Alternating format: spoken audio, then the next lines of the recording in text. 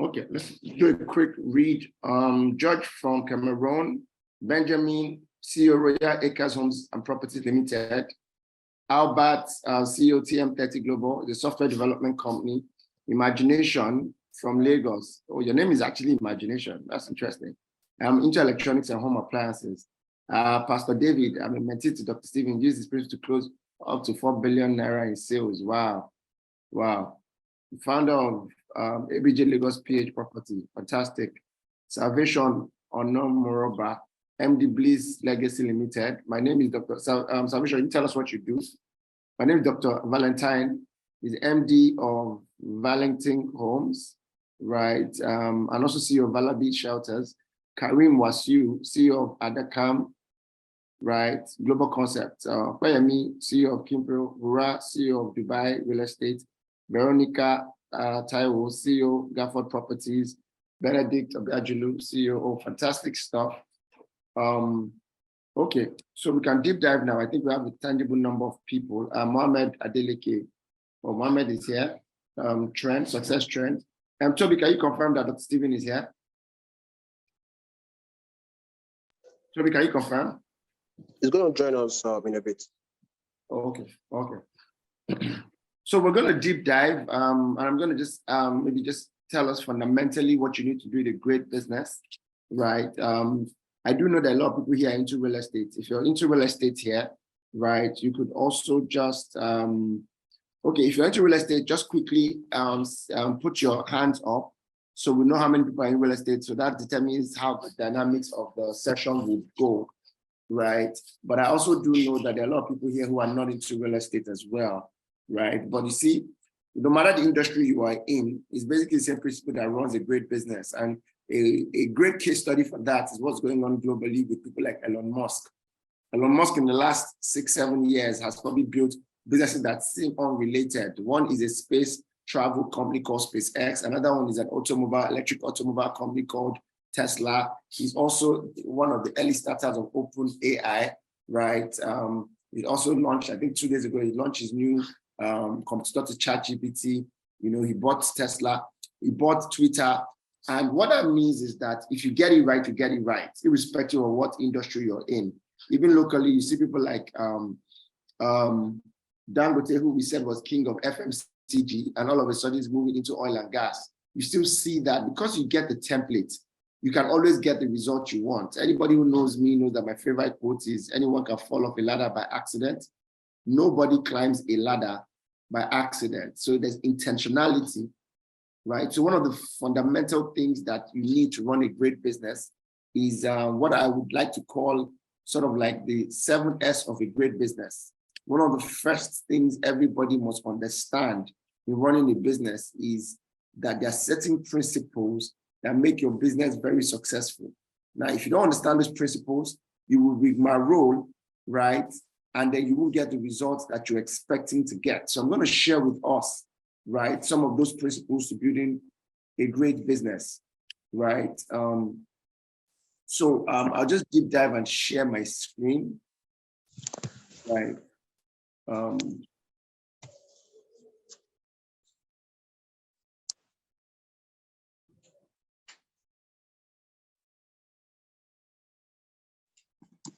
So can you guys see my screen now? Right. Toby, can you confirm that you guys can see my screen? Yes, sir, we can. Okay. So building strategy, systems and structures for scaling. As a matter of fact, I like to just call it strategy and structures for scaling a great business, right? So this particular session should be more than 1 hour. It's brought to you courtesy of Xavier and GTEx. Xavier is a management consulting firm, and GTEx is a real estate firm. We're collaborating to bring to you a CEO's network. Both of us, what me and Dr. Stephen have in common is that we have spent at least over a decade building businesses, right? He's built international businesses around different continents and different countries, and I have built equally a large amount of businesses. I sit on a lot of boards as well, 3 masters, the PhD in view, a PMP. And one of the things that is important to us both is to see CEOs move from just trying to survive to thriving. And for you to thrive, there are certain things you must understand in your business. One of the things you must understand, just real quick, about running a great business is that there are 7S that you must understand to build a great business. And that 7S is what we are calling strategy, structure, system, staff, style, skill, and shared value. Every time you see a great business that is doing very well, the first thing you realize in that business is that that business has gotten right 7 things. They've gotten right their strategy. 2, they've gotten right their structure. 3, they've gotten right their systems. 4, they've gotten right the right staff. Right? 5, they've gotten right the right style, management style, leadership style. 6, they have people with the right skill. And then in the middle is that they all bleed the same commitment, which is the value of what they believe in. For all people that put their hands up, you can put your hands down now. So we have a clear understanding of the people here, right? So it's important at any given point for you to get this right. So let me just tell us to do a quick assessment of ourselves. There are 7S, right? On a scale of 10, for each of the 7S, rate yourself. Which one are you doing the best? Which one are you doing the least on a scale of 10? Strategy, structure, shared values, system, staff, style, skill. On the chat, you go to the chat session right now and say, for each of them, start from the highest, which one you think you're the best at and which one you think you're the worst at. Let me see that quickly. I'll stop sharing my screen. Let's make this interactive. Out of the 7S I just mentioned now, right? Which one are you the best at?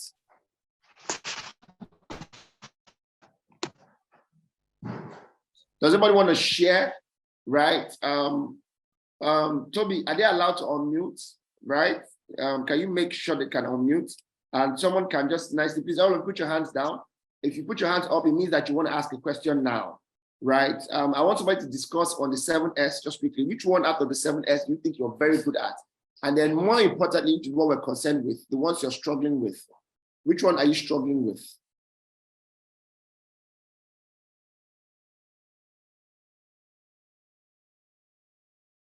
Shitu Olubukola, do you want to tell us why? You can unmute Shitu and tell us why you think that it should be more than 7. What do you think is missing in that 7?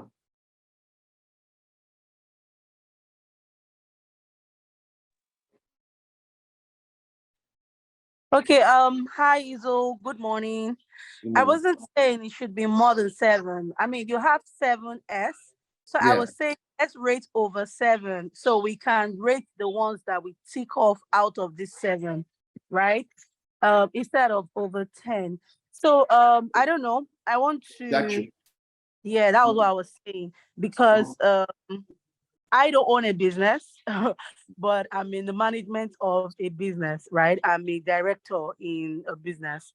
And I would say over 7 out of the 7S's, shared value, I mean, it's ticked off in my organization. Skills are being ticked off. I mean, so the skills, I wouldn't even rate the skills. Excuse the noise in the background. Yeah. I wouldn't rate the skills over 10. So again, we might not tick off 100% on each of them. So the 7S, the skills, I would say on skills, we are, I will rate us 7 over 10, right? Because there is still there are still improvements in terms of skills. And then for staff, I think we are like a 10 over 10 on staff. We have the right set of people.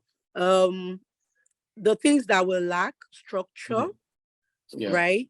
Structure, and the systems are there, but they are not effective. So we have the systems, we have the business handbook, we know what to do, but they are not effective. So I mean, that's my own comments based on my own experience where I work. Okay, so let me put you on the spot. Structure seems to be your weak link. So let me just ask you a few questions around structure. First of all, the company you work for, how many staff do you have? Let's use it as a case study. How many staff do you have? So we have our staff structure is divided into 2. So we have the internal staff, that's the permanent staff. and then we have a lot of contract staff, Okay. right? So for the internal staff, I would say we have about 40, and structural staff, I mean, the contract staff, we would have about 1,000. Oh, fantastic. Okay. You are the director in the company. Do you guys have like board? What type of board structure do you have? Executive, non-executive board, advisory board? What type of structure do you have? You said you're the director in the company. So are you an ED, non-ED, or an advisory board member? Do you have those? I'm a departmental director. Okay. Yeah, so that is director. how the business works. So I would say is executive board, right? Where members of different departments, like leaders of the different departments, grow to become managing directors in the business. Okay, fantastic. So for people who are listening now, just so you understand what's going on, we're trying to just isolate one of the S based on what Shitu is saying, right? And so Shitu says their weak link is structure, right? And we're just trying to isolate that out of the 7 S. For people who are just joining, there are 7 S's of running a great business: strategy, structure, systems, shared value, the right skills, the right management style, right? So we just isolated one, try to build the right structure, right? So first of all, what you do to build structure is to look at your business from 3 levels, right? Your business must be looked at in 3 levels: board level, management level, and operational level, right? Board level, management level, and operational level, right? So let me even share my screen just quickly. I'm doing work with a church, right? And I'll just preparing something right now, right? And this is what I'm basically trying to say, right? You have your board, right? I was just working on something now, so it was just coincidental that we're having that conversation right about now, right? So I'm using like Photoshop to do a presentation, but I was just going to show you guys how this was important to what we're discussing, right? So there's supposed to be 3 levels in a company, right? The board, the number 1 is the board level, number 2 is the management level, and number 3 is the operational level. So for this restructure, you must be able to have these 3 levels and have a clear-cut boundary to each of them. These guys here, their work is direction, strategy, and very high-level network, right? The ones in management, their work is basically creating order. So delegation, right, and getting things done is their work. Matter of fact, delegation is their main work, and organization and delegation is their main work. So remember, this guy's main work is strategy, networking, and direction. Number 1 level. Number 2 level is organization and delegation, right? And 3 is operations, getting things done. So Shitu, as a management director, and I've never heard that term before, right? But I'm not here to scramble what you guys are doing, right? I think there might be better terminology for it. Are you saying that you're head of department? Is that it? Shitu, please stay on this. Yes, yes. What department are you head of? I would say we are in number 2, right? So you are in number 2. You are in number 2, not we. So, yeah, I'm in number 2, right? Correct. So we have some other people that are in number 1. So like you said, the advisory board, I believe they are in number 1. Yes. Your CEO is in number 1 too. Yes, CEO is number 1 as well. Yes. Okay. Fantastic. So you're number 2. So guys, you get it. Now, the only reason why she's not number 2 is because she's not an owner. She's not a C-suite, right? And she's also not a director, even though she says she's a director, because if you say you're a director, right? Are you a director or you're a HOD? Or you're a HOD that they use the term director in your company? I'm an HOD that they use the term director in the company.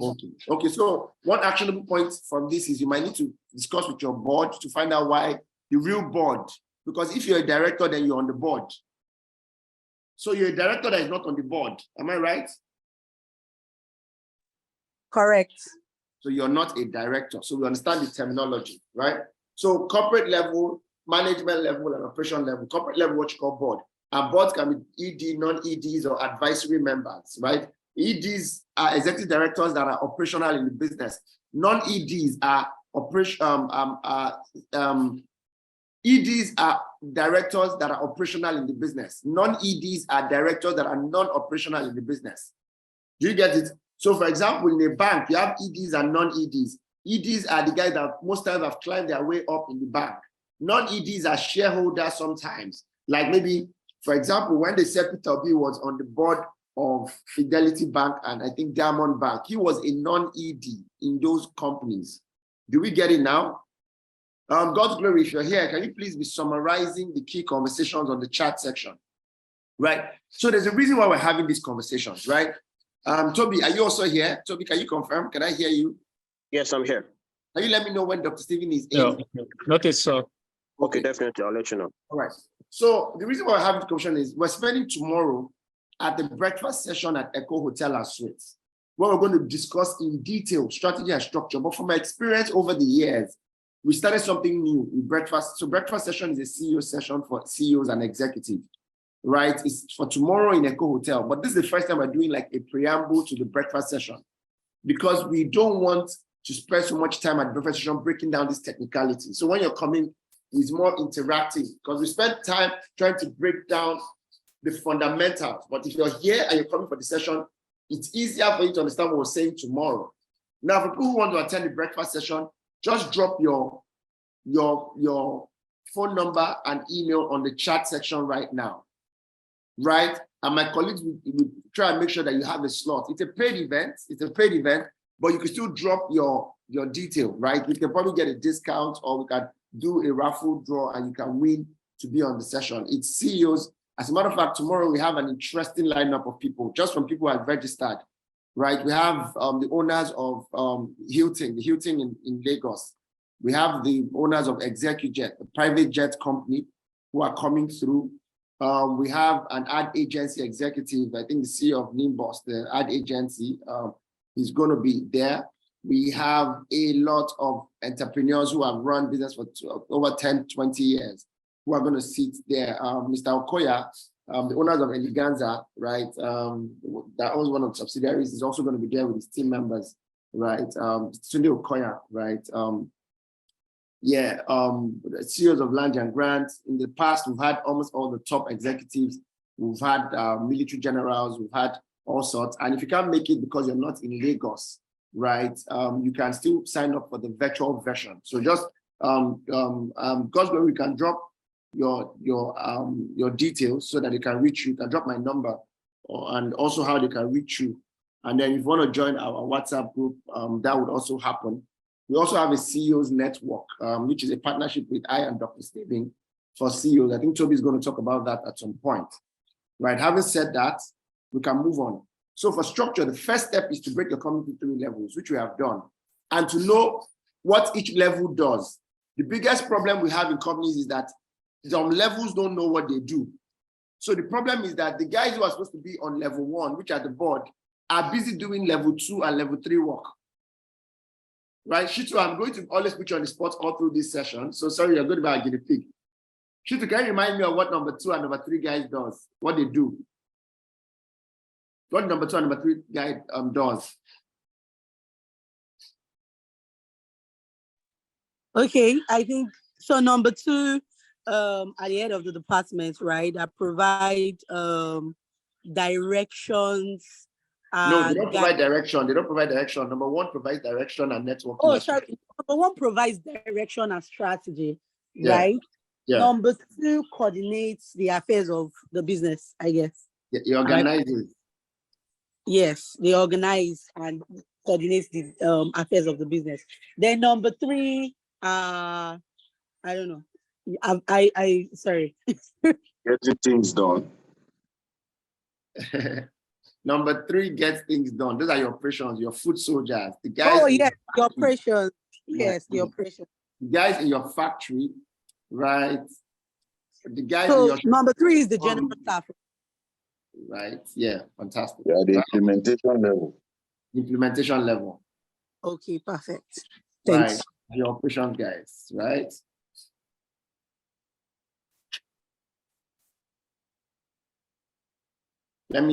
let me show you guys behind the scene of how work is being done. This is just supposed to be quite informal. So let me show you what's going on here.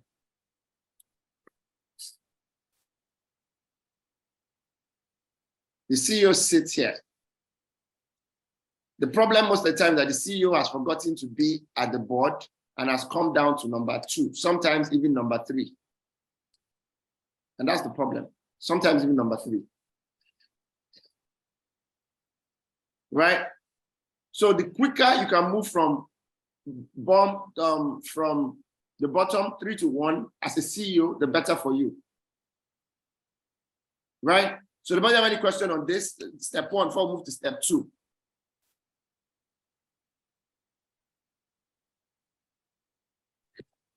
So my question is, within the operational level, right? Yeah. Within the number 3, can we also have leaders there? First of all, the word leadership is not a position.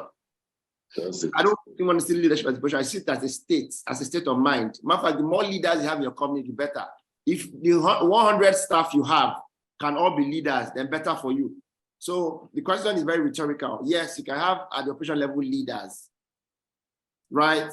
The best companies are companies where people take ownership. Everybody from the cleaner, if the cleaner takes ownership, is going to clean differently, right? So yes, you can have leaders at the bottom. You can make everybody leaders, but then positional leaders are better at the top, right? Because anything with a 2 head is a monster, like Dr. Stephen would say, right? Anything with a 2 head is a monster. Oh, Dr. Stephen just joined now, right? Anything with a 2 head is a monster. So Dr. Stephen, let's welcome Dr. Stephen. Dr. Stephen is our partner in this, right?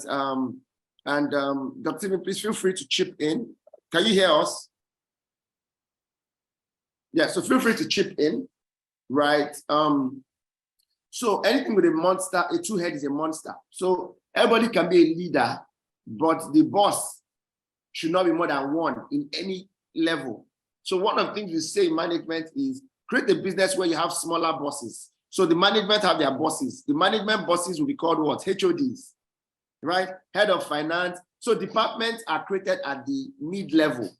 That's the number 2 part. That's where management happens. Right. Someone says, DSA, sorry for your tooth. Did you take out your tooth eventually, Dr. Stephen?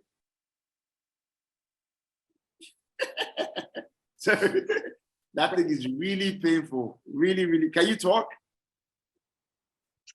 I can't talk too much. As well. I can't talk too much. I just did it in the last 10 minutes. So I'm trying to stop bleeding. So but I will still add to the conversation, but go ahead. Yeah. So the organization happens at the mid-level. So chances are that if your company is struggling with organization or structure, what they're really struggling with is management. Do you see the trick? Right? So at management level, so remember the step 1 is to break your company to 3 levels. Step 2 is to come to the management and structure out your management. Or majority of the things you call structure will happen at the 2nd level. And the second step to do that is create departments that work. So Shitu, can you see how some of your structural problem came from your management, not even starting first from using the right terminologies, right? So Can you tell me, Shitu, the department you have in your number 2 level? Okay, so at the number 2 level, we have the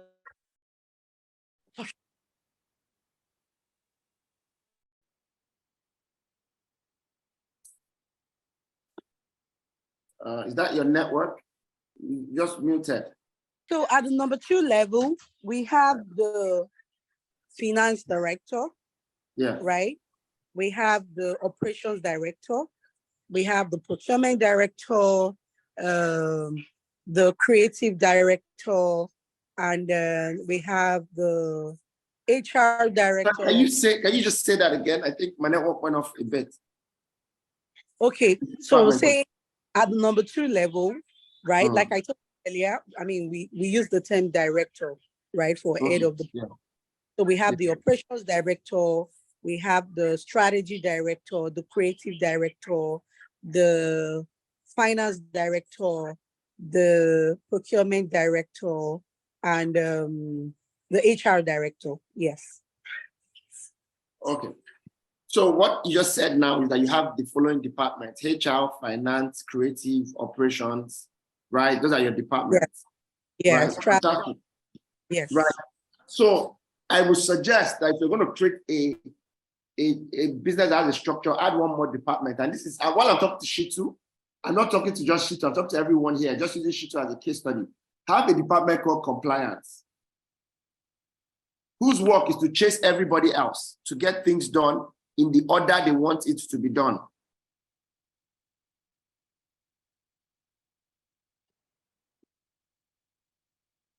Right? So that's the second level, right? That's the second step. Then you can now look at each of them, right? Each of the departments to now create KPIs and KRAs. KRAs are key results areas, and KPIs are key performance indicators of people who are in charge of the KRAs. Okay, Shiti says, how about HR act as compliance? Well, yes, that's possible, except that sometimes your HR also needs compliance.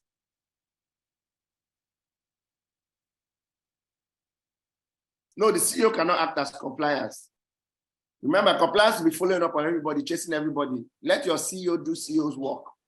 Do you remember what CEO's work is? Strategy, networking, and direction. He cannot do strategy, network, and direction and still come down to be chasing everybody. He will burn down. He will burn out. He will also demystify his power because he now is on everybody's face. That's why you now hear people say, oh, I have a toxic boss. I have a toxic boss. My boss is always on my case. My boss is always micromanaging. Don't fall into that trap. Yes, David clearly says, no way, no effectiveness. I agree. Yes, the CEO aggregates the key units. So do you remember when I said all C-suites are on the direction level?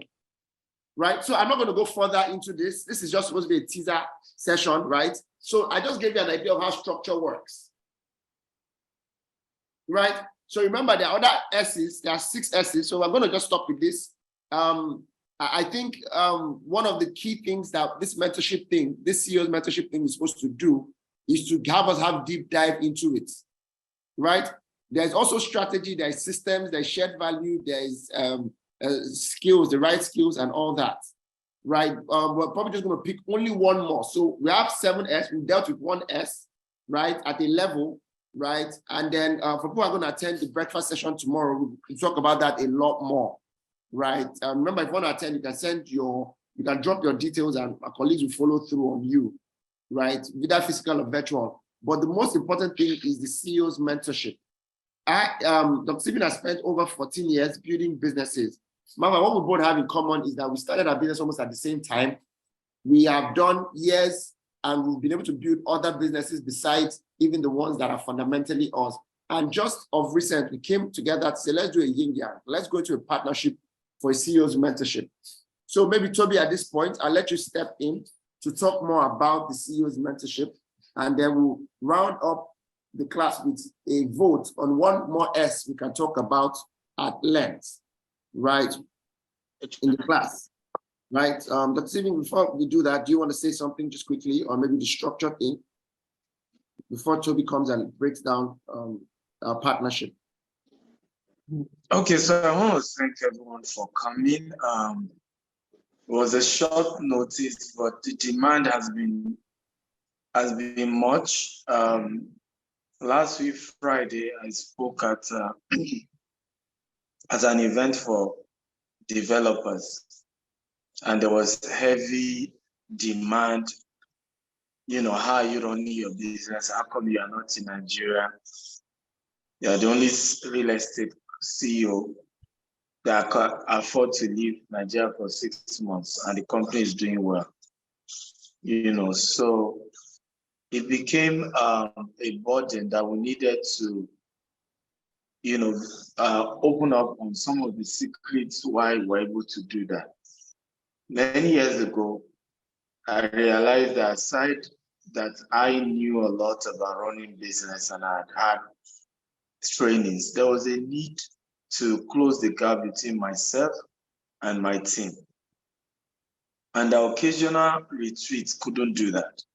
So we do retreat. By the way, sorry, I'm this, most of you know I don't talk like this, but I'm practically impaired. So pardon me. So occasional retreats here and there, we realized we wouldn't do it. And we needed to have consultants who intervene, who even come to the office, who even serve. In fact, at some point we realized that sometimes we talk about structure, the need for a board, right? Usually what happens, you probably meet some of these your boss to come on your board. But oftentimes they don't even have the time to show up. A lot of us have had such experience. Thank you, Shoaib, where you even put people on your board. But because they are so big and you are, and too busy, they never had time for your business. So it didn't meet up to the purpose. Anybody having this experience? There are also some of us who just can't afford to have these big people in the system, right? We couldn't even just afford it. Some of us also couldn't even afford to have high-level management guys come work for us. What do I mean? People you can pay 4 million a month. Again, I need response if you understand what I'm talking about. Because sometimes we say our business is not running well, but at some point, the caliber of people you need to really put into the business, like your C-suite executive, right? The kind of income they are asking for, you may not be able to afford it. I'll give you an example. Last year, for example, some of the expatriates we employed, one of them was earning over 4 million. He's an Indian guy who happened to be our chief project officer. He's had over 20 years in construction. His last project, he did 51-story building in Dubai. So you can't employ somebody like that and say, I'll pay 500. Do you see the point now? However, what then helped me, and that's what I'm now putting together for you guys, was I was able to get consultants. Izu was one of the key guys. I had customer service consultant, construction consultant, account consultant, taxation consultant, okay, marketing and PR consultant. And we were then paying them, it ranges between 1 million naira, right, to 3 million naira. I think at some point we're paying Izu 3 million naira, actually 3 million naira almost every month. Okay, he had 2 of his staff resume in our office. One of his staff resumed in our office. At some point, it became 2, and they became extra layer compliance. So we had compliance in the system. We have HR, but Izu's team again is another extra layer of compliance.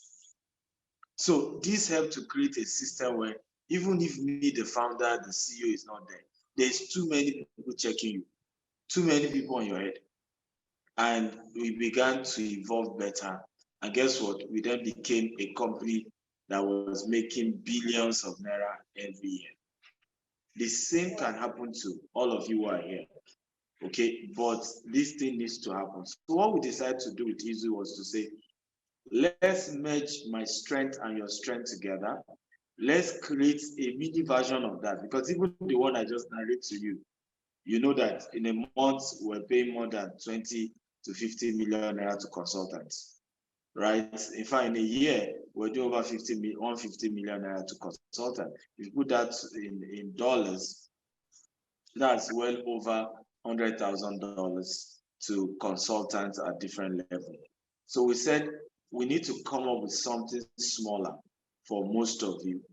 And that program is a 10 million naira every month program, where we are not just training you, the CEO, but we are coming into your business, where every week we're holding a session with you and your team. And then our normal trainings, you then attend for free. So for example, this Saturday training holding tomorrow by Izu, you are attending for free. If you're not in Lagos, then you're attending virtually. And I need to know part of the advantage of those kind of meetings, right? those people he told you, they're not coming to speak, they are participants. And you are now able to network and partner with people like that. Do you know what it means to network with somebody who owns Hilton Hotel? Do you know what it means to network with somebody who owns 20 private jets? Who understand what I'm talking? I don't like when people are just watching. Are you comprehending, guys? Are you comprehending or you're not? We are. Beautiful. So it does more than just the training and the benefits you're enjoying. Are we together now? You are meeting people who are even way wealthier than you, building relationships. Some of them will even still do business with you, right?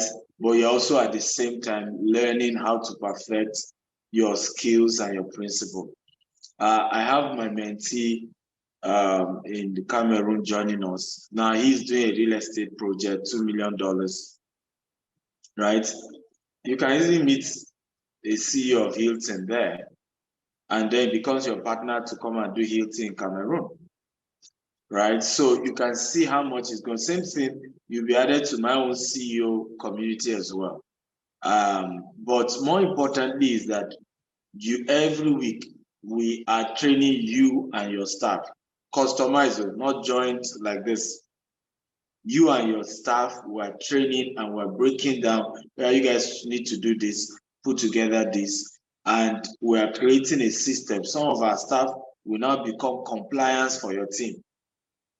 We're creating SOP, systemization folder, where now every department knows what to do. In our company, for example, there's a systemization folder for everything to be done. How do we allocate to customers? How do we sell?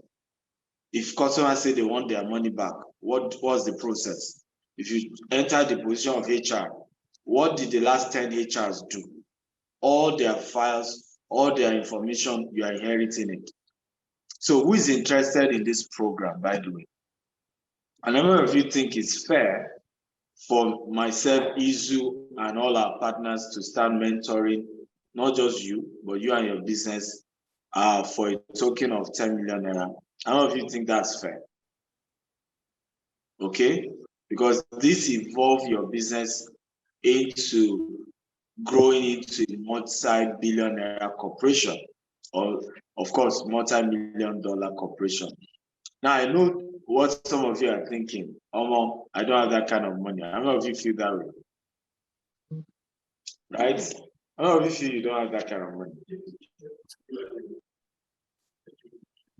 Victoria, I see your hand. Who else think they don't have that kind of money?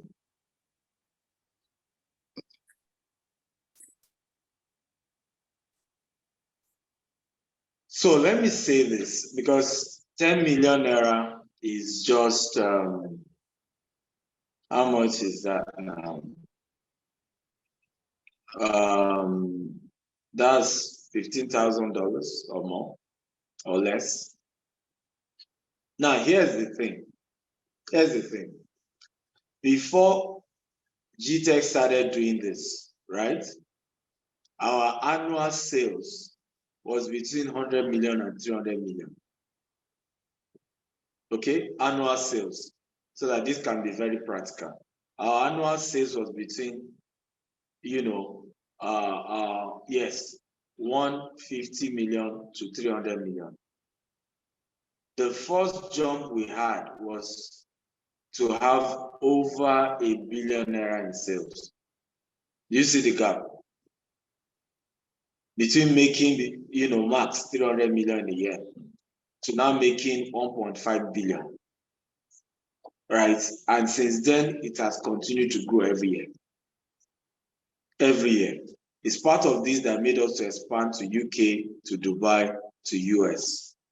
So I want to ask you a question, Victoria, that says too much. Is it worth it, even if I had gone to borrow that money I paid those consultants? Is it worth it or not? Talk to me. It's because the growth worth level, right? What happened was that I made extra 1.2 billion the following year. after involving this kind of system. So it's the 1.2 billion up to, because if you put the 10 million in a whole year, that's 120 million.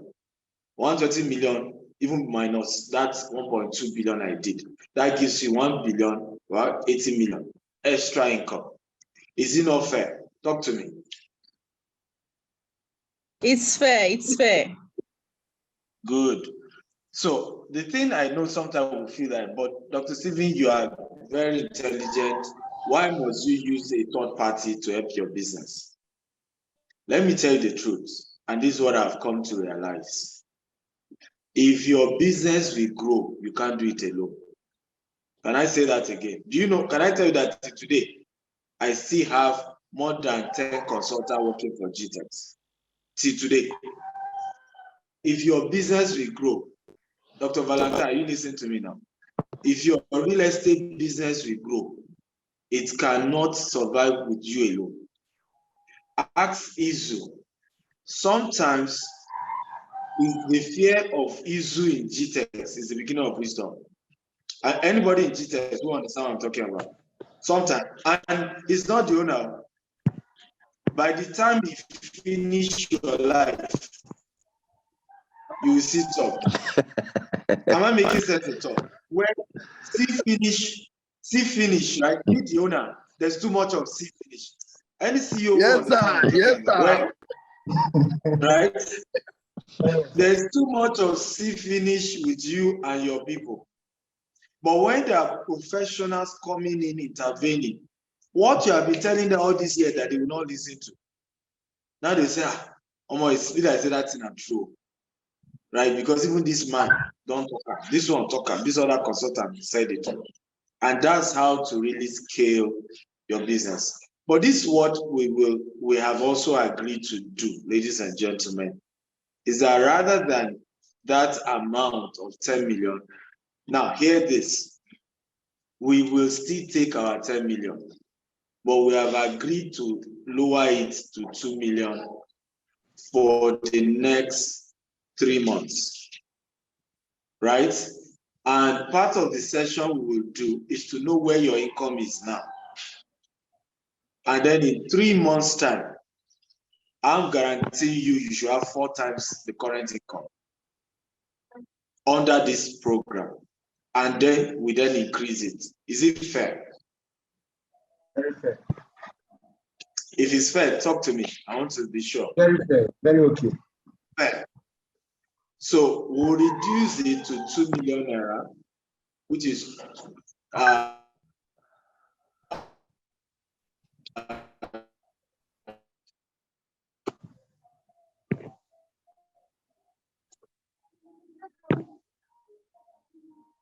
2,500 $. But let me warn you, if you think you can, we'll pull out the next 3 months. Okay? Because this thing is a fact. Okay, so do we have a deal? No, it's 2 million every month. Hey, God save me. Who is saying is it 2 million in a year? Who is talking that? So here is the thing. Let me start by saying we have 50 of you here. There is no way on earth I can take 50 people. There is no way. Because we need to train you and your staff every week. It's not visible.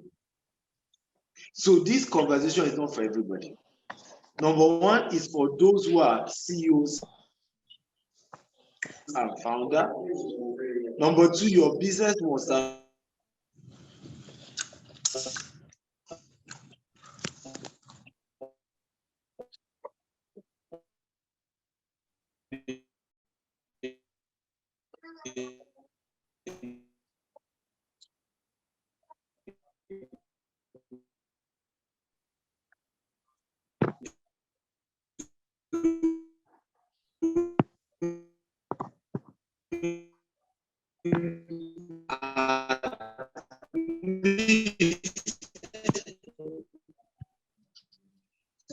Dr. Stephen, your network is a bit poor.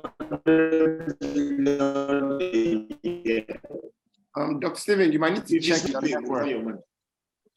Faces, men are exciting us by mistake. Categories of people that this is. Some say they can't hear me. Can you hear sound? Yeah, I think it's better now. You can go ahead. My network. Yeah, it was poor a bit, but we can hear you now.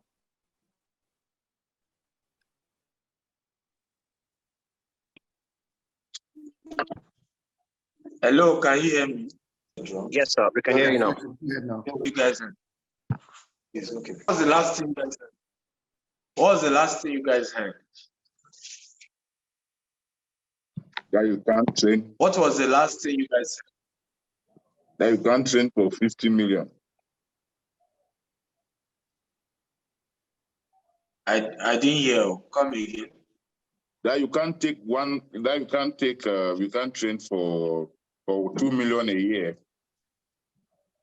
Because you are going to train. You are going to be training the team weekly. So I said the 10 million naira is a monthly fee. You pay your consultant every month, not every year. Right? It's a 10 million naira monthly fee. 120 million in a year. That is what the deal is about. But we then have agreed to reduce it to 2 million naira per month for the next 3 months. Okay? And then I'm also emphasizing that I cannot take all of you. We have about 45 people here. I cannot do in a week. I cannot take more than 10 people. Max, if I stretch it, 20 people. I have my own business to run. That I want your business to grow does not mean I should not give my own business time anymore. I only decided to start doing this because I've now handed over the company to CEOs, so I have some little more time in my hands. Is this making sense at all? But even with that, I cannot do more than 10 to 20 people. Also, if your business is not yet doing 150 million naira in a year, which is, let's say, $300,000 in a year, do not join this. Part of the requirement for this, you send me your bank statement. Okay? Even if you have paid the money, if we don't see that you have done at least 150 million, we are refunding your money back. It's not for small businesses, right? It's for businesses that are ready to scale to the next level. Is this making sense at all? So first of all, you are even too much than those we can take. And it's only rule number one, the first 10 people to pay. Rule number two, that your business did at least 150 million, which is minimum of $300,000 in a year. And you have to show me evidence. Okay. I hope this makes sense. Does this make sense? Sure, sir. Yes, sir. It does. It makes sense? Yes, sir. Ura from Dubai. Does it make sense? Okay. Yes, sir. Makes sense, sir.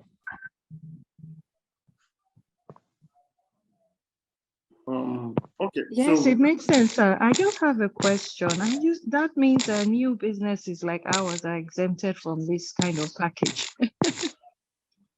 Yes, it is, because it's not about new business, it's about the size of the business. Remember, the interaction is for you and your staff. So, like somebody too much noise from somebody here. I don't know whether it's Izu or Wura. Remember, this package is not for small businesses. It's a business transformation event. Is a business intervention, training. It's important to know. It's important to know that it's for businesses that are already growing. You that you are just maybe yourself and 5 other staff or 10 other staff, you can do another program we have. It's an 8 weeks program. That's good for those of you in real estate. I don't know whether what's his name? Toby had that slide. If you can get it. We have a 12 weeks program Chinedu, you are distracting us. We have a 12 weeks program. Okay, for those of you that is the CEO and 5 staff, CEO and 10 staff, right? Because that one, between you and if you have 5 staff or 10 staff, okay, you don't need us. You should be able to, it's you that need to be trained, right? Once you are trained, you can pass on what you learn to your people. Does this make sense? But for you that you have 20 staff, 30 staff, 50 staff, you need to create system, you need to create departments, you need to create proper structure, right? So it's not for small, extremely small businesses. Again, it depends on your view, really. For me, if your business is still doing 150 million, it's still a small business. For me, right? That's right. We will get when there. At least you're doing up to. Amen. Amen. You will, and it's possible. Amen. Yes, Amen. Absolutely possible. Why not? You can do it, right? Absolutely possible. So, Toby, kindly drop the email, the account details for them to pay. Please, I'm only taking the first 10 to pay. Also, they are going to be qualified to attend if they want to come physically for this event tomorrow. Then they come physically. If they won't be able to come because of distance, those who pay are able to join virtually for this event tomorrow. So send them the details for. Make sure you email them once they make their payment. Email the issue, and then what you are sending in your email is your profile, is your evidence of payment and evidence of transaction you've done in the last 12 months. Like I said, this is not for small businesses. If you haven't made that sales, we'll return your money back, even if you pay. Because I just don't, rather, what you need is not to be spending that kind of money. What you need is the 12. So we'll now send you our 12 weeks program, right? That one you can attend. It's you, the leader, alone that need the change at that point. Is this making sense at all? Because here's what happened to me. I was changed, but my staff didn't change. And at some point, I kept wondering. I've read books from John Maxwell. The leader determines the people. Well, okay, me, the leader, have changed, but my people haven't changed. I then realized that it was an organizational formation that is needed. Does this make sense at all? That all the training I've been going to is only me going. So where I am versus where my staff is like 2 walls apart. So what the consultant helped me to do, are we learning at all, was to bridge the gap, right? Was to balance that off. Good morning, how you doing? Was to help balance that. And I think that was very, very helpful. So I repeat, if the 150 million or $200,000, what you need is our 12 weeks coaching program and not this one. Okay, it's our 12 weeks coaching program because it's you, the leader, that just need to change. And you can easily pass it on to your 5-10 staff. Okay, but Thank you, sir. what we are doing is for businesses that are bigger than that. Okay. So I'm going to stop here. I hope you learned something.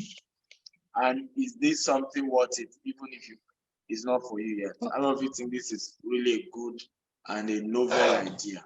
Nobody thought this. You guys are even lucky to even know that a solution like this is. In my own case, nobody told me my problem. I just knew the problem existed. And I had to create the solution myself. Right? And that was helpful. Okay? All right, thank you so much, Dr. Steven. Good morning, everybody. How are you doing? How are you all doing? So if you want to be a part of the 12 weeks coaching program, I want you to drop your name and phone numbers on the chat box so that we're going to contact you and get you started on the program. All right, so I see Abidemi Talabi. So you want to drop your name and phone number in the chat box, and then we're going to give you a call this morning and get you started. These are the startups in our midst this morning. And then for everybody that also wants to be a part of the executive coaching program that Dr. Steven talks about, this is a business intervention, all right? Leveraging on Dr. Steven's over 15 years of experience, also Mr. Izu's over 15 years of experience. This is going to be accountability for your business, all right? So 2 maestros, right, working on your business together. So there's going to be weekly meetings with you as a CEO and your team every single week, working on your business to ensure that the goals and the vision of your business is fulfilled. Okay, so we've given you a very, very remarkable discount from 10 million naira down to 2 million naira for virtual. Okay, and then if you want us to be present physically, okay, at your office, right, that will be 4 million naira for that. Okay, so you want to reach out to us on that. I've dropped the email address to reach out to. You're going to see it on the chat box. That is product@stevenakintayo.com. I'm going to drop it again. Joshua and Jamie, if you could drop that again on the chat box, that would be very, very helpful. Okay, so I see Veronica is interested in the program. Veronica Samuel, we're going to contact you. Kenneth in Badiwe, thanks so much. We're going to contact you as well. Adebayo Stephen, awesome. We're going to contact you. Okay, so you can reach out to the email. It's being dropped on the chat box right now. Product@stevenakintayo.com. Right, so you can also make your inquiries via that email if you need more information, more to get everything you need to know about it. Yes. So I can see that some people are indicating interest in the 12 weeks program. Yes. The good news is that whether you're attending this particular one or you're attending the 12 weeks program, you will be getting access to Izu's training tomorrow, either physically or virtually.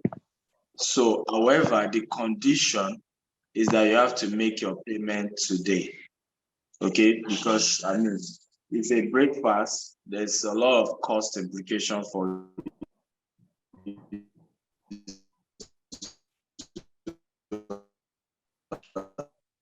as well. I hope in terms of giving them details to pay to, and you can post the candidate and the email as well. Okay, once you make your payment, you can then indicate what and what. Same for the flyer for the real estate, the 12 weeks program. Toby, and please share that one here as well, so you can see the details and the costing. So that one is 1.5 million naira for 12 weeks, and it's for you. And you know, however, those going for this executive coaching, you will get that 12 weeks program for free, and for 2 extra staff as well. Okay, so monthly payments, executive coaching, you do not need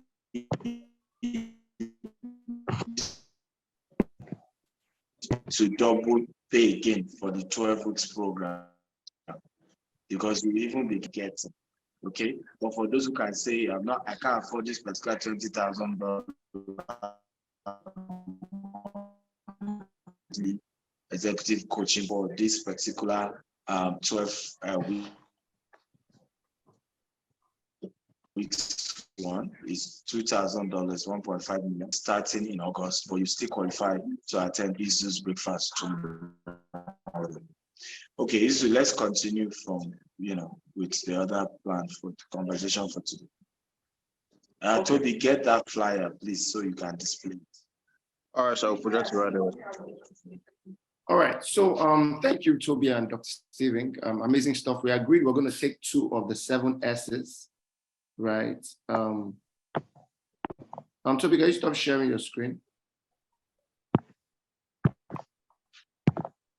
So we agreed that we're going to take 2 of the 7 S's.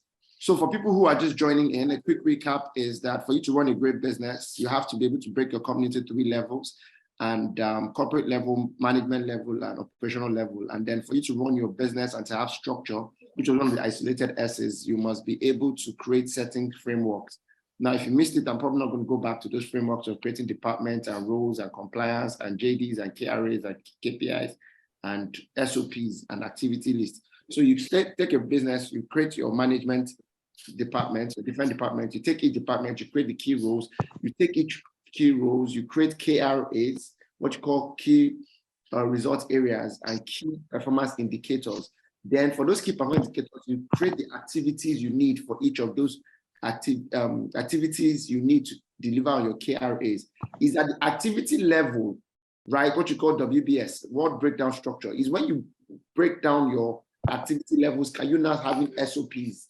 That's standard operating procedures for getting things done, right? Sorry, I'm talking really fast. It's a quick recap, but we agreed to take another S of the 7S. So people who are wondering what the 7S is and how we got here, right? I'm just going to quickly show us what that 7S is again, right? For us to understand how we got the 7S. For you to build a great business, you must have this 7S working perfectly well, right? And we told people to score themselves, and I hope you scored yourself. And thank you for the lady who used herself as a guinea pig to breaking down that. So which other S should we take since we dealt with structure on a very high level? Can we choose one more? Who's going to volunteer the one that we're going to use? What is the biggest headache we have in our business? Is it having the right skill? Is it having the right management staff? Is it having the right staff? Is it having the right systems? Is it having the right structure? Or is it having the right shared value?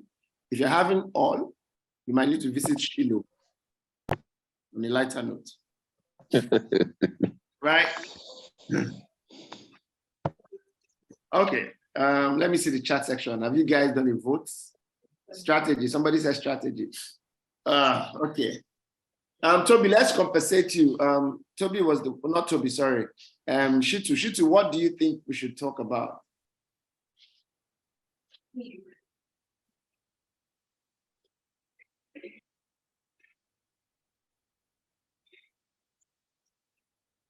By the way, this slide is a 40-something page, something page slide, and the slide we're going to use for tomorrow's session, right? But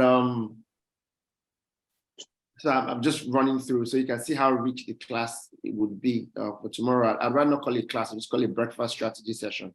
So we're going to break down some of these S's, right? So you can see the things you need to know about systems, different systems you need to create. You need to create certain systems. Primary aim system, that's your vision, mission, core values, and how you immerse people into those core values. You need to create a strategic objective system. That's your KRAs, right? So what are your objectives for your company? I think objectives should be broken into the balance scorecard. 4 things: objective for your finance, how you intend to be profitable and to break even and to have a lower payback period and a lower internal rate of returns. Organizational strategy is how you create to organize your business, right? From the 3 levels that we spoke about. Management strategy system is all of the rules you need to run your business. I think business should have ground rules, right? What are your operational rules? What are your management rules? What are your board rules? At what point does your board share money? Or is it as you make the money, you share it immediately within the owners? Or you have a predefined way? What is your financial rules for your business? How many percentage is retained as retained earning? How many percentage is paid out to as dividends to shareholders? What's your management rules? What day of the week do you have your meetings? When you have your meeting, what is standard for having meetings? What is your agenda looking like for every meeting? Do you have minutes of the last meeting read as the first meeting? What are your people strategy? Strategy for getting the right people, strategy for keeping the right people, but more importantly, strategy for optimizing the right people. So you can see that there's so much to discuss and there's so much structure. We have a template for scoring your appraisals, right? At this point, we'll just take one and then we let go. Right, so welcome for the breakfast session tomorrow is super packed. Please reach out to Toby or drop your phone number and email if you need to come to the breakfast session, or if you want to come for the CEO's mentorship, or you want to come for the 12 weeks session. Right. Okay, so I suggested skills. Are you there, Izo? Yes. You asked for a suggestion, and I suggested I would discuss skills as the last one. So you're going to take skills, having the right skills. over having the right staff? Okay, so this is it for me, right? I believe is integrated in a way, right? Having the right skills, having the right staff, especially, and I mean, I believe this is one of the things that people would maybe want you to touch on at the event tomorrow. With this, with the rate of turnover, staff turnover, people leaving the businesses due to jackpot reasons and all of those, there's been shortage of the right skills. And that's why I say quite interwoven, right? The staff and the skills. So you have a huge level of staff turnover, and you are probably left with staff who are maybe not as skilled, or who don't have the right skills, and you have to start building up on the skills that best suit your business. So you find yourself having to train new staff, right? Integrating your business values and business skills into them. That's why I said, let's discuss skills. It's quite interwoven in the sense that it touches on the staff subject and also touches on the shared value as well. That's why I suggested that we discuss skills. Do you understand it now? All right. So I'm going to do you a favor. I'm going to do us all a favor. I'm going to collapse, because you're really right. Skill and staff are the most interdependent and interrelated, right, of all of the 7 S. So let's collapse both. So for you to run a great business, right, you have to first of all develop a Navy SEAL type of team. A Navy SEAL type of team means, and for people who are here, if you think you need to quickly send somebody the Zoom link for them to join, especially since most people are burdened with right staff and right skill, quickly just share the Zoom link with people, but please ensure that they are CEOs who run actual business, not people who are just doing deals, people who run business that want to scale, probably become multinationals or become multiple stores. Because one of the things you want to do when you're running a business is, from day one, assume that you want to do certain things with your business. One, assume that your business is built to last. Businesses that start just to pay school fees, pay house rent, buy house, buy car, will not go far. Businesses that are saying, okay, I want it to be 2 generation, 3 generation. Colgate, the toothpaste, we don't know the toothpaste Colgate. It is 400 years old. First Bank is over 100 years old. I have a mentor of mine who has a business that has lasted for over 100 years, started by her grandfather. I'm sure we know the product, the Nigerian business, Alabukun. We know the drink, we know the sachet painkiller, Alabukun. It's been around for 100 years. So first is assume you want to build a business that would be built to last. 2, assume you're building a retail store that wants to have more branches, not just one branch. And I like what we've done with GTEx. And thank you, Dr. Steve, for giving us a chance to be your consultant. We're probably the longest serving consultant with GTEx. We've been there for almost 10 years. And one thing that was important to us when we're building GTEx was a business that can have multiple branches. Today, Dubai, UK, US, people wonder, I was just joking with him yesterday. I was at a retreat at the golf course with him. I'm just saying, I'd like to see what your passport looks like, your international passport. I can't imagine the amount of stamp there. So the first thing is, you want a business that can outlive the owner. You want a business that can run in multiple locations, right? And you want a business that you can sell. You know, when you buy a car and you want to sell it, you're not going to drive it roughly, because Mama, you buy a phone that you hope to sell in a few weeks or few months or few years. You're not going to even throw away the pack. You're not going to throw away the receipts, right? You're going to make sure it's used properly. You're going to put it in a pouch. And those models help you. So you could just send a Zoom link for people who want to run this type of business as described. Now, for you to run a great business, you need first a Navy SEAL. A Navy SEAL is a league, like a Justice League for people who are still in touch with their childhood. You know what Justice League is, right? You know, like the Justice League in movies, right? You know, you need like an X-Men type of team that has all the superheroes. Everybody must be good at what they do. So the first thing you need to do is to create a barrier to entry for your business. Because you want to hire staff, you must have your own barrier to entry. For example, in my own company, Xavier, we don't hire anybody that made less than 4.5 CGPA upon graduation. I've been dragged on Twitter about this. I don't really care, honestly. What I say is, if you don't like my own business, start your own and run it. You can't tell me how I'm going to run my own business. Because I have been showed shege in the early days of my business, hiring people who don't even understand basic stuff, like the difference between these and these. You know, there are people that maybe all they know how to write is to send message on WhatsApp, who don't write properly, who probably come from even dysfunctional backgrounds. You know, you run a business in this country, you run a bakery in this country, half of the people that start business that work in your bakery in their home, they're under pressure to bring bread home. In other words, that's a fancy way to say to steal bread. You know, we come from dysfunctional homes where people come into your business with their own motives. But the first and important thing is to have your own barrier, because what we do is highly intellectual as CEOs, as a management consulting firm. We spend a lot of time doing research and strategy. So what was important to us is people who can think strategically, people who can understand detail and order. And while first-class guys might not be more brilliant than the guys that made tutu, they are actually more organized.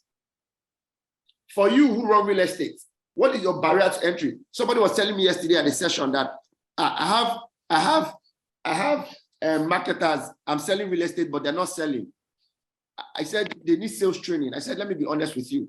I don't think they need sales training. I think first, you need the right people. Real estate is not by speaking grammar on the streets, it's by network. If you sell a house in Banana Island, how many people do you know in the network of your sales guys that know people that can buy Banana Island house? If you get somebody that does not know anybody in his circle who can even afford 10 million naira, there's no amount of training. You cannot be speaking plenty grammar, right? With people who don't understand the right network. So the barrier to entry comes from what are the checklist of the people you need. So the first step is checklist for your ideal staff. You need to have an avatar. What is the avatar of your ideal staff?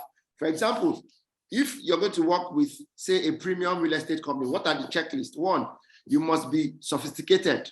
2, you must have network that you're bringing to the table. And how do we know you have network? Your checklist says you must have people who travel abroad. You yourself, have you even traveled abroad that want to sell house in Dubai?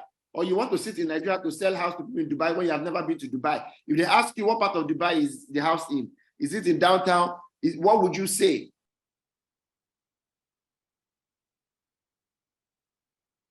And I'm giving an example of real estate. For somebody who is doing retail, what is your checklist for people that work in your shop floor? 1, they must love people. You know, there are certain personalities and temperaments that like to be on their own. How do you hire an introvert? Are you putting him in front of your reception as a receptionist? And you're wondering why she's having mood swing or why she doesn't like to talk to people? So the first thing is a checklist of what your avatar means, the ideal image of what you're looking for. 2, then you must have the right interview questions when they come. So you're not going to ask somebody, are you from a rich home in an interview because you want to hire somebody that can sell you property? That's discriminatory. But you can ask very tactical questions like, oh, what high school did you go to? Because nothing gives a man away on how he grew up as the high school he went to. I don't know if you know that. Oh, can you drive? If you're 35 years old and you cannot drive, right? There's a question mark on your exposure. I mean, you're not going to grow up in a house that has 3 cars and you cannot drive. If you grow up in a house that has 3 cars and you cannot drive, then you should not be employed, because that means you're not very proactive and you're not interested in just knowing something new.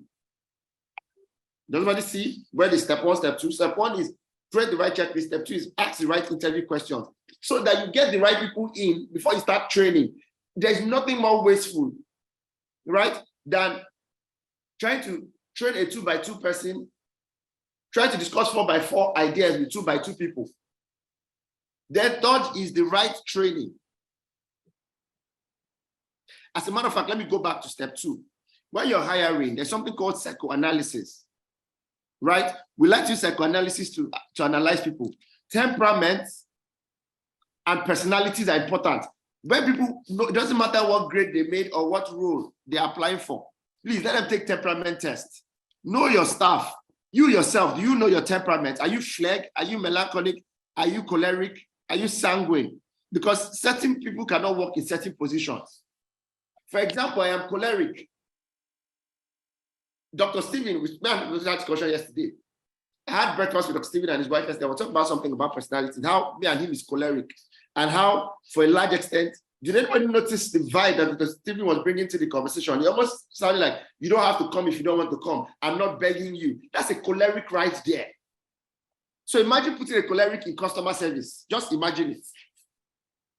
But if you need a real leader, a commander, get a choleric. Do you know these personalities? Do you know temperament? Do you know personalities? So that's something you need to do, right? So you don't hire look, there are dogs, right? There are different breeds of dogs, but you want a security dog. Do you go and hire a Lhasa or an Eskimo when you need a security dog? Sorry, these are breeds of dogs. You know those fluffy dogs, white dogs. If you hire a Lhasa and an armed robber jumps into your gate, into your house, a Lhasa is ready to lick and wag the tail for the armed robber. Sure, you know that. So why hire a Lhasa and try to train the Lhasa to behave like a German Shepherd or a Bulldog or an Alsatian? Simply knowing the personality and the temperament of the role that you're hiring. So this conversation I'm having is called HR analysis. And we're going to talk about this in detail tomorrow, right? Then once you understand that, right, then you now have to have your structure. Because sometimes not like your guys cannot perform, is that your guys cannot perform at the current structure that you are currently running on. And we've dealt with structure quite a lot. And then there are certain skills they must have, and that can come through training. One of the skills you must have for you to have the right team is team members that for the position they are hired, they understand the technicality of their business. So technical skill is the first skill to have. So you hire a chef. Can the chef cook first?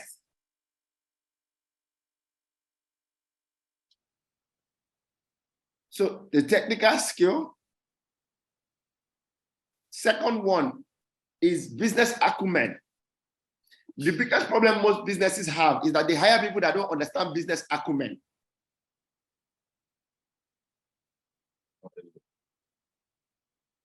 Mr. David is restating. Mr. David says on the chat section, I'm reading what Mr. David says. Dr. David says,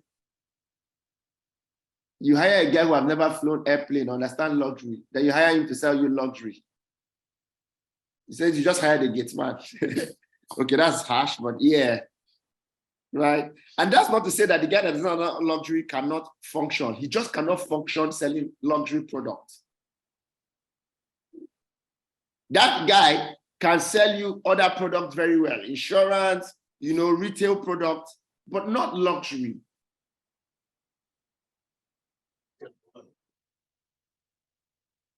So technical skill sets, business acumen skill sets, and leadership skill sets. I have a whole slide of business acumen and I can't even go into it. Some people don't understand how to spot opportunities, especially people who are client facing. So a client comes to you and you hire a staff, right? Who's supposed to be head of business development, right? Let me just give a practical example of what I'm saying. Let me use the example. We do corporate restructuring, right? Maybe you hire a business development guy and say, go and sell breakfast with Izu. The guy goes there and tries to sell breakfast with Izu.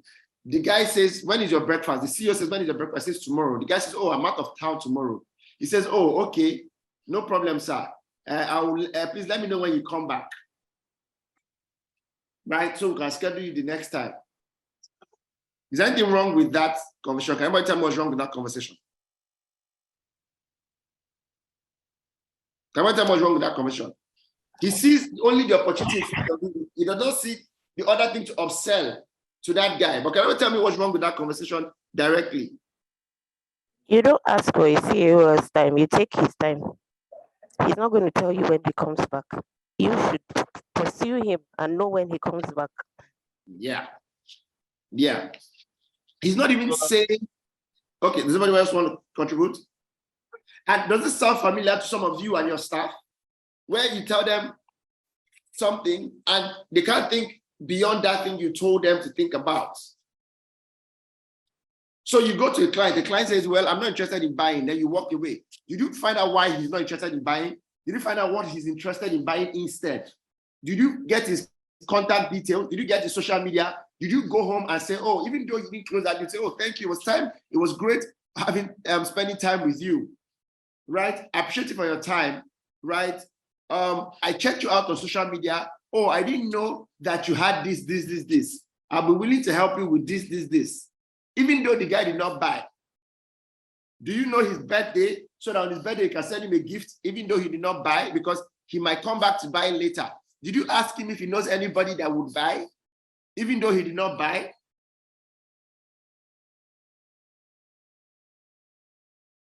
This whole process is called business acumen. The ability to understand how business works and how opportunities work. So you understand that what you call opportunity will never show up with a face, with opportunity written at the top of its head. Most of the time, what you call opportunity will be clothed in challenges. And how you see challenges and failure is part of business acumen. Somebody said failure is not the opposite of success. Failure is a part of success. Do your team members understand that? And all of this can be done through training. That's why things you can solve through training is technical skill, it is business acumen skill, and it is leadership skill.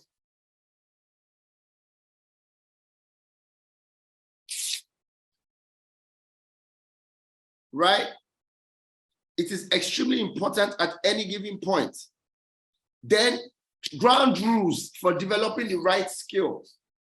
For example, in our organization, we have something we call Onboard X. Onboard X is a digital platform where people come in, and once you're giving your offer letter, you know, usually there's a gap between when you give people offer letter and when they resume, maybe 2 weeks. That 2 weeks while you're trying to maybe resign from your formal job or whatever it is, you are supposed to take the course, the Onboard X course. We automate your onboarding process. Then you take the course, then you pass. When you pass is when you submit your signed offer letter with the certificates that you have passed. Can you see the ground rule? So ground rule 1 says you don't resume till you pass our course. And every month to keep at your job, you must go back and take that course. So you're sure that there's no knowledge gap between what they should know and what they need.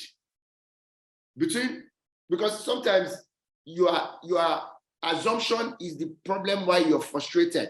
They say assumption is the father of frustration, right? You're assuming that they know it. They don't know it until you have a ground rule that delivers that they know it, right? Setting ground rules. What happens when they fail an appraisal? Do you even have an appraisal system? So some of you can chat me up after this session, right? And I'll give you a template for appraisal. They must be appraised at least every month or every quarter at most. And then what happens when they pass? And what happens for the guys that don't pass? Do you have employee of the month? How do you reward people? Right? So I'll probably just stop here. There's too many things to discuss around skills, around the right stuff. But the ultimate goal of this thing is to have a Navy SEAL. You know the Navy SEAL, the American Navy SEAL? They are the highest level of the military formation in America. They are the guys that brought down Osama bin Laden. They are the guys that came to Nigeria to rescue the Americans when they were kidnapped a few years ago. Nigerian government didn't even know when they came in. And when they rescued the guys and left, Nigerian government did not even know. That's how stealth these guys are. They got Osama bin Laden in less than 20 minutes. But to get into the Navy SEAL, there's a high barrier. It's not everybody that every year 2,000 people will apply, maybe only 30 people will be recruited.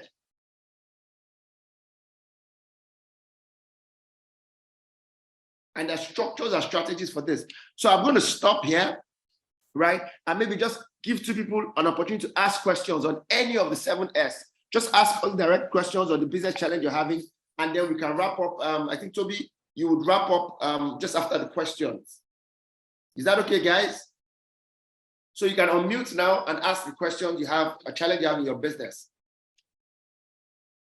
Okay, thank you, Mr. Aizu. Yeah. Okay, thank you, Mr. Aizu.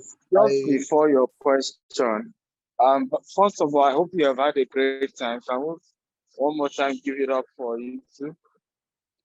Just at least appreciate the time he spent with you guys today. So before we go into question, I want to say this because that's one of the major angles I'll be handling during this executive coaching, it's important to know that as a business owner, as a business founder, as a CEO, if you don't take care of your own personal finance, all these things he's telling you will just sound like Greek to you, right? Until my personal income was structured in such a way that I wasn't waiting for my company to make money, for me to pay school fees, for me to pay house rent, for me to take care of my family. I did not make long-term decision for the company. Who understand what I'm talking about? Because it's a case of you are battling between paying staff salary versus paying your house rent, right? Getting a bigger office versus paying children's school fees. If you understand what I'm talking about, kind of type, I understand. So a CEO, a founder must structure their own personal finance, right, in such a way that while you make all this long-term stuff for your business, all this long-term strategy for your business, you as a CEO, you also have other sources of income, other investments that helps you to be mentally, emotionally stable, for your family to be stable, so that you are now building something bigger. If this makes sense, type it makes sense. So I give a practical example. As I speak to you, I have more than 10 ways I make money personally. GTEx holdings or no GTEx holdings, right? More than 10 ways I make money. But not just that, it's also the investment that I've had to do, okay? From, property investment to insurance to, I'm about doing personally now, this is not company. I'm about getting 5 to 10 properties in the UK that will be giving me £2,500 every month, extra income. So if you don't get to that level, you will not look at an issue and pay him 3 million naira to be consulting for your business. You say that 3 million, I'll pay children's school fees. I don't charge 3 million for consulting.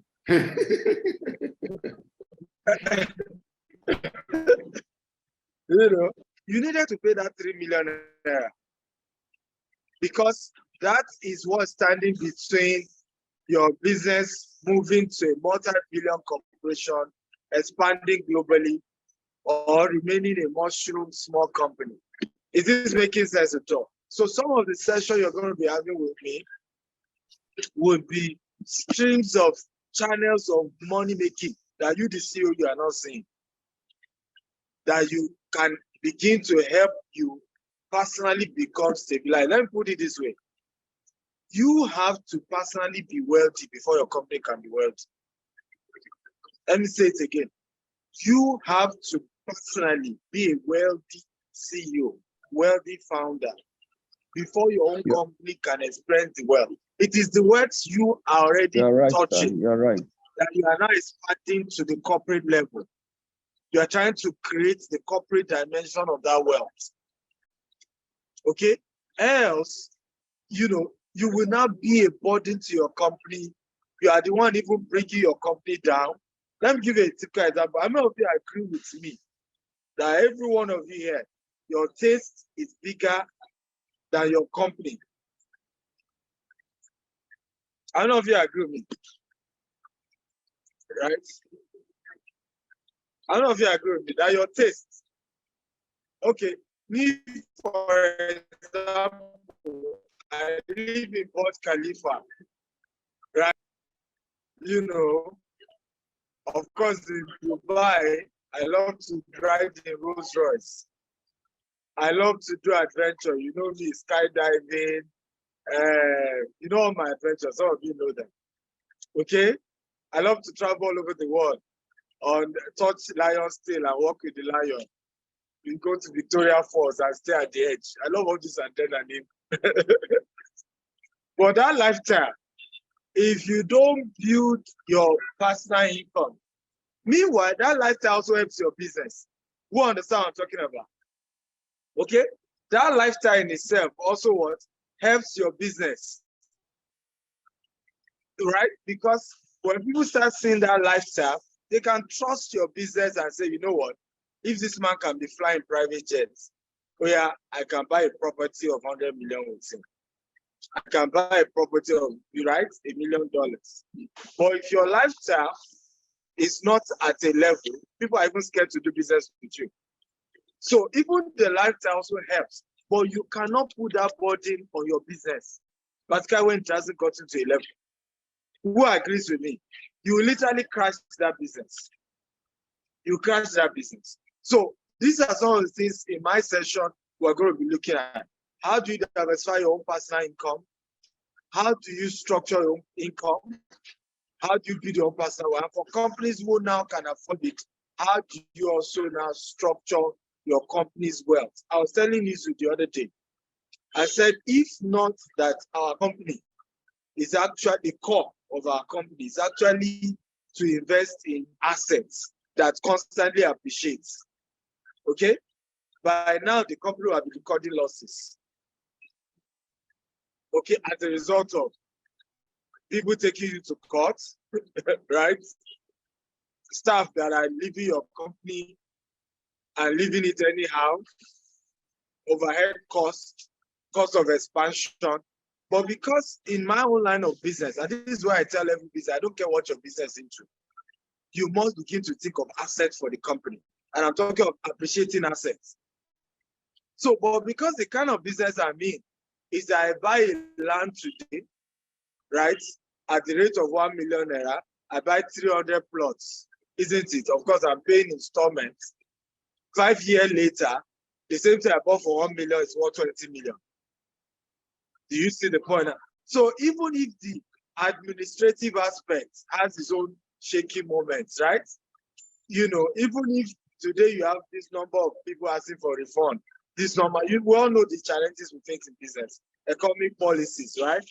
Dollar versus naira, right? All my colleagues now who were doing housing, right, are already in trouble. Some of you have seen some of it in the news because they collected 52 million to do 2 bedroom. They asked the customer to pay in 3 years, right? Today now, to do that same 3 bedroom, they need 85 million. Customer will not agree to adding more money. Today they take them to EFCC, tomorrow they take them to. Is this making sense? So if the business in itself had not been into asset that keeps appreciating, even these issues alone is enough to crash your business. So every business must structure one, the founder, the CEO, the executives, how to build their own personal income so that they are mentally stable to think long term for the business. And then as the business is now becoming great, right? You now start thinking of assets that keeps the business going. One of the lessons I learned from my mentor, Dr. Cosmos Laduka, and today now, if I still tell you that Cosmos Paris is also into land banking, you will not believe me. He was telling me after the wife died, you know, in fact, the level she handled the real estate arm of the company, the amount of assets that they had that he didn't even know, that he had to start going to tour and meet and go there, it's no joke. Even though they're selling cars. Can you imagine? A company is selling all the latest cars, but chose to keep buying land, right? Even with the mindset that that land will become showroom in future, or that land will become service center. And then making sure the land is on the express road because of the kind of business you are doing. You see how you build well and you build assets into the future. So I'm going to stop here so we take questions. But how many of you think that you need this partnership between myself and you? How many of you think you need it?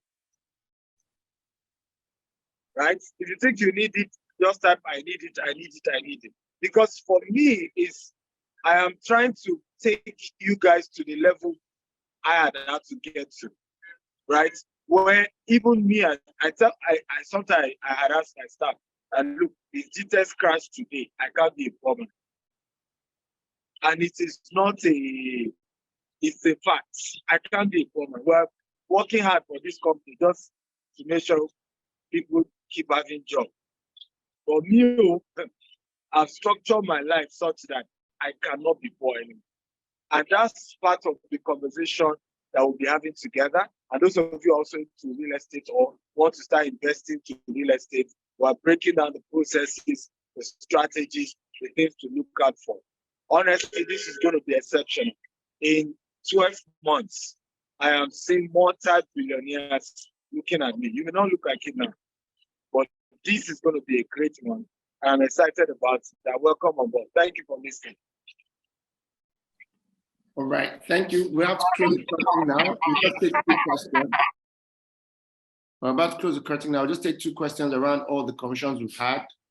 Strategy, structure, shared values, input also for personal development that Dr. Stephen spoke about, and finance management. And then if you have questions about any of the programs, the 1-month coaching program, the 12 weeks coaching program, and the breakfast. I hope everyone's coming for the breakfast tomorrow, whether physical or virtual. Please contact Toby for the breakfast tomorrow, right? Or any of my colleagues can drop their numbers, right? If you have any questions on any of these or questions around business or challenges, we can only take 2 questions now, and the time starts now. Okay, All thank you, right, sir. good morning, everyone. Aizu. Yeah. Okay, my question is on the breakfast tomorrow. Is there a physical section? Because I'm at the hotel already.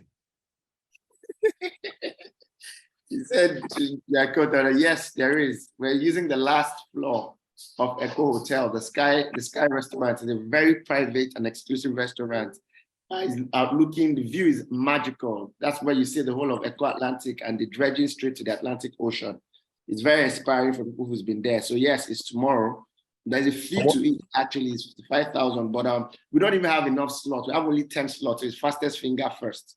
So I guess, David, you already have one of the slots, my personal person already. Yes, so sir. that's now 9 more to go. So quickly, you can drop your phone number and email if you want to attend. And of course, I believe people who are coming, I can use my friendship and relationship with Dr. Tim to plead that you get moved to either of the sessions you get moved as priority, because like you said, it can only take 10 people for both the 1 month and the 12 weeks, right? Meaning that if there's a wait list, hopefully we can use our influence to be able to move you up that list. Honestly, we can take more. We had to go back and forth on that number. But then, because we also have our own businesses to run, I sit on at least 10 boards. We built brands, like big brands, and that is my first loyalty first. So they say for you to give blood, for you to donate blood, you also first need to be well. I mean, you have to be well to donate blood in hospital, right? So we don't want to spread ourselves too fast or too far, and then we can't take care of our own business first. That's the chicken that lays the golden egg first. You take care of the chicken that lays the golden egg first before you take care of the eggs, right? So you can join online, right? Online is, I think, half that price, and physical is for that price. And of course, it's breakfast, so there's a breakfast that high network people are going to be there as well, right? Hello, can I ask a question, Mr. Aizu? Good morning. Good morning. Okay, my own concern is knowing how busy doctor is. My name is Salvation, Pastor Salvation. I was at the training from Bedin. Then knowing how busy you are, these weekly sessions that we're going to have with you and doctor, are they going to be via Zoom? How long will each session take? Those of us that want to pay the 2 million naira monthly, how is it going to look like? Okay. Okay, let me answer that. Okay. So the weekly meeting, I'm not the only one taking the weekly. Izzy and his team is taking 2 weeks. Myself and my team were taking 2 weeks. Right? It's a 2-hour session with you and your team every week, right? So there's a week where I'm taking this week, my team.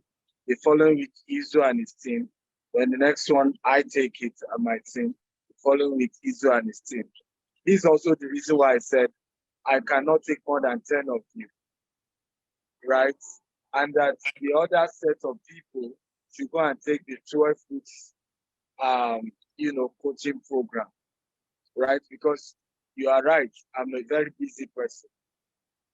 Also, those who now are going for the physical version, right? So my team will be with you physically while I'm joining virtually. And then when I'm in Nigeria, I will come physically. If I will come to your estate personally, and you know what that means, right? I'll come to your office. That in itself is marketing for your brand, right? I'll come to your office myself. For those of you in Dubai, I'll come to your business in Dubai. For those of you in US, Rura is smiling, right? So you're in the US, you're in the UK, I'll come to your business. And that in itself is big branding and marketing and motivation for your team as well. Because one of the things that helps employees is to say, if you think our organic waiting, right? For all these people who surround them to still be with him. I don't know that you get my point.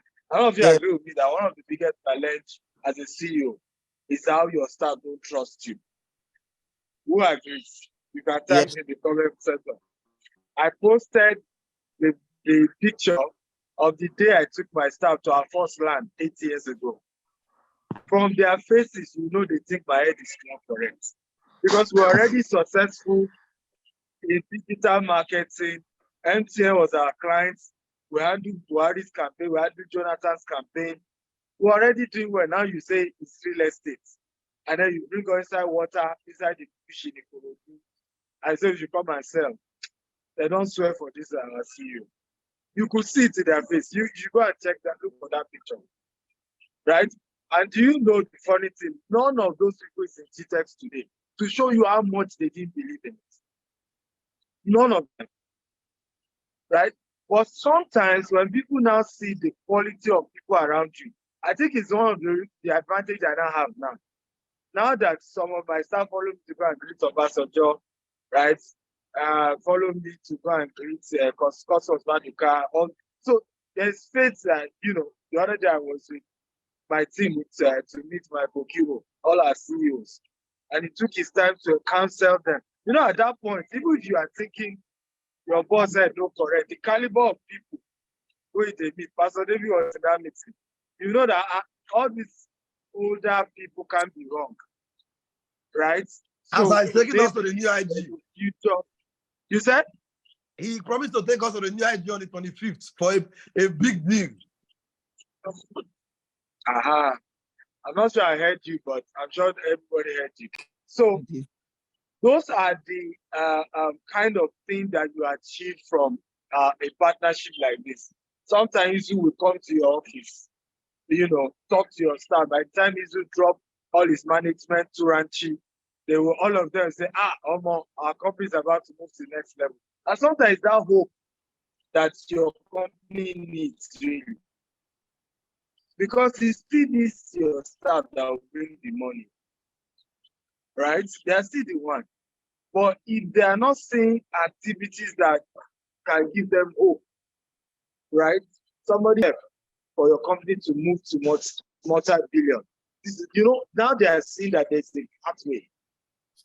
Okay? And they're hearing from somebody who has already gone ahead of giving you the founder. It's always encouraging, and it's one of the key ways to. Let me share a very funny story with you. Izu is here. We started with Izu when we can't even afford it. There will be days Izu will come for our retreats to train our staff, and then we have only paid him, X amount. We are begging him to hold on for the balance. I'm not kidding you. And Izu is with us. Even the retreats, we don't have all the money to pay for the location of the retreat. We are hoping we'll sell. Okay? Between the time we start the retreat and when we end, to help we all watch plates. But it was how much we prioritize knowledge gathering, even when we didn't have anything. So when some of you were at my training last Saturday, you say at some point just blew. What's the secret? You just blow.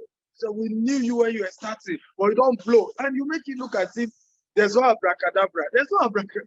It's understanding the right parts and just stay there, even when it's difficult to afford, it's difficult to, you just know this is the right path. Let's keep at it. Let's keep at it. At some point, everything will turn around. You will not remain there because you're already on the right path. Okay? But when you say, oh, because you don't have the resources, you will not get those who can help change the mentality, because wealth starts from the mind before it starts physically. What do you think I take my staff to Dubai on express pay trip, to Maldives? First of all, I want to change their tastes. I want them to taste money. Am I making sense at all? So the aspiration begin to change. And that's part of what Isu is telling you. That someone that cannot drive car, you now say you come and sell property in Banana Island. He did not go to Corona school, right? Where all his friends, my children attend Corona, for example, more than 50, because Corona is going, more than 50% of the people lives in the same economy, right? So you see my son, and she did this one, and then when we start meeting, very wealthy people, they will grow up like that. Am I making sense at all? So if my son grows up and is to work, he has finished NYC, and is to sell property of, let's say, $1 million, he will just go and meet those guys now. Well, let's go and meet your boss. By the time they even greet, sir, my friend is into real estate. They have a property in Dubai, in this, right? The dad will pay now. Is this making sense at all? Izu may not tell you this, even though his parents were not rich, but he grew up in Ikoyi. So from Sheyi Tinubu, all these guys he has mentioned, executive jet, owner of Hilton is coming, owner of executive jet is coming. It's their children who were his mates, who they all grew up in Bodilon. Do you see how success works now? So even at his own level today, I will learn it at all. Just by the virtue of they grew up together, right? And he's into management consulting. He's naturally able to get all those people to patronize his consulting business. Is this making sense at all? Just because they were childhood friends. And in fact, in real case, because he wasn't from a rich home, now he get brain. They too, from childhood himself, they didn't have plenty brain. So even when they gave them big company to manage, he said, let me talk to my friend. Yeah, and I get brain. They give us strategy, how we go run this, everything collapse. And Popsy go vex. And Popsy go vex. Say, when they put the company in my hand, the team drop. But that's what we're trying to say, that if your mind, so me, I came from a poor home, and people were wondering, why did you relocate to Dubai? Okay, you can't give what you don't have. Where I grew up was a village. It was mud houses we had. If I don't go and live in Dubai and get the exposure of that level, right? People wonder why I invest so much in traveling. Is that I needed to wash off all that poverty background I came from. So when I also now employ people who don't have wealthy background, I know that part of the transformation that needs to take place is also exposure for them. Am I making sense at all now?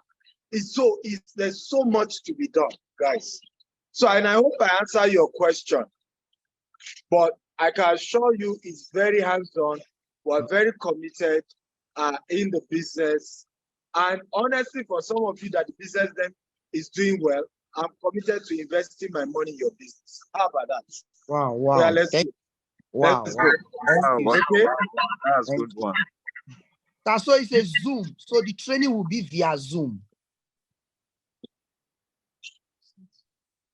I'm not sure I heard the question. I said, sir, so the 2 hours training weekly will be via Zoom. Yes, it will be virtual. And then in case where you're in Lagos, we can show up once in a while in There your are office. There are two versions, right?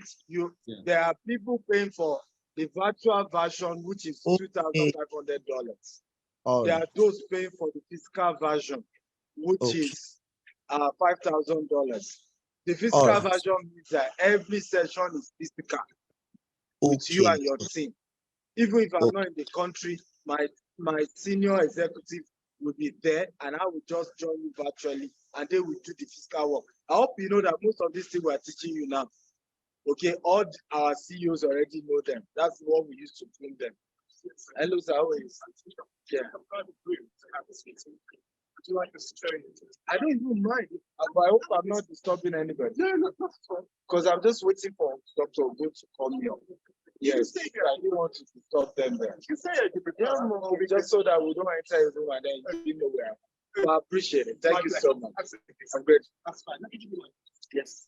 You'll be able to see it. Yes, yes. Thank you very much. Yeah. Oh, great.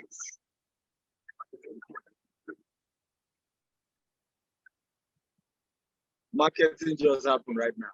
Dr. Stevie, send location. Share location for MCO, sir. Not share location. But marketing just happened right now. So I was outside and the guy saw me doing this, right? And he said he will offer me a room, right, to continue the conversation. I then, of course, told him I'm waiting for my doctor. And I just didn't want to stop them at reception. Only to hand over the card to me. Guess who? That's the CEO of the company. You see how you do marketing. And that's marketing right there, just. Okay? Offer value. I don't know whether you understand. And I think Izu mentioned for those who came for the retreat, stakeholder what? Management. Right? Somebody is in your business. And I see some entrepreneurs not knowing this. You come into the company's office and you see somebody.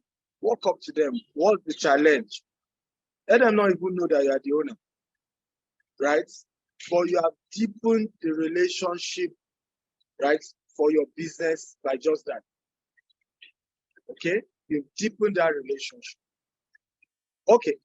Yes, let's go on.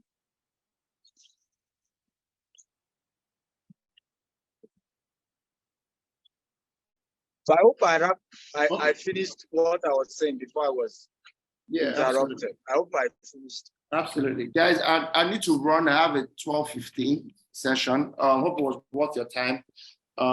I guess, does anybody have any question quickly before we go? Okay. So fantastic, guys. We're looking forward to the other people who will be funneled to the different product lines that you want to take. And I'm looking forward to seeing everybody else tomorrow as well. But the breakfast session is at Echo Hotel and Suite. If you want to attend, please chat any of the admin guys, or any of them can drop their numbers to read to get their sessions. And for the people who will be going through the 6 weeks journey and also the 1 month journey, I can't wait to add value. It is not just a training. I am not a trainer first. I'm a management consultant first. I just happen to know how to train. So my priority is transformation more than speaking, right? So we're looking forward to sharing notes, doing actual real restructuring, and just talking one-on-one with your team and sharing templates and frameworks. Yeah, wow. All right, guys. Thank you so much. Hope it was worth your time. Toby, over to you. I have to run now. You work here? All right, guys. So thanks so much for being a part of this masterclass. I hope we got value. Guys, if you got value in this session, type in value in the chat box. Toby, please mute Dr. Steven. I can still hear him. Okay, Jamie, mute Dr. Steven, please. Yes, why not? Why not? All right, guys. So let me get some feedback from everybody. If you got a value from today's session, type in value in the chat box. Awesome. Olayemi, thank you. So David, thank you. Awesome, right? So action steps right now is to subscribe to the executive coaching program, whereby Dr. Stephen and Mr. Izu will work on your business. We've given you a massive discount from $25,000 to down to $2,500 and $5,000 for physical. All right, so you can be a part of that, or you can also be a part of the 12 weeks program. Now, if you subscribe to the 12 weeks program today, okay, you also get access to the breakfast session tomorrow morning with Mr. Izu. Guys, you have to take action. You've heard a lot today. You've gotten value today, okay? But if you don't take action, nothing is going to happen in your business, all right? So if you're ready for the next step of your business, for the next stage of your business, right? You want to involve those that are already there, okay? Those that have the roadmap, right? There's something that I've learned from Dr. Stephen, and it's a quotable quote I think everybody should have at the back of their mind. It says that if there is any shortcut to success in life, it has to be mentorship, all right? Mentors are ladders, okay? And Dr. Stephen, Mr. Izu will be present live working on your business, okay? And ensuring that your business grows to the level that you want to grow to. All right, so I'm gonna drop our contact details. Kenny, email, Joshua, Jamil, please drop the emails and phone numbers whereby people can reach us on. If you have any questions at all about the coaching program, about the about the 12 weeks program, right? You want to contact those numbers that'll be dropped on the chat box right now. Okay, so it's already on the chat box. Guys, I want to thank you for being a part of this session. I wish us all the very best going forward.